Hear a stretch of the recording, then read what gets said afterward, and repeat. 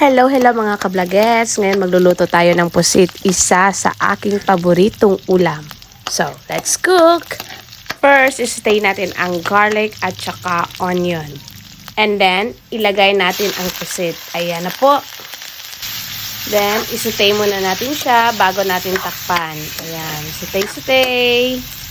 Ayan, tapos na. So, takpan na natin. So, let's wait a minute. So, ayan guys, tingnan natin. And then, I add, pepper. Kasi hindi ako gumagamit ng mga seasoning na iba. So, pepper lang din ang ginagamit ko. And ang pinaka-importante ito, itong black. Kasi ito ang nagbibigay ng lasa sa pusit. Ayan. Ito talaga ang gusto ko. Ayan. Manamis-namis to siya guys ha.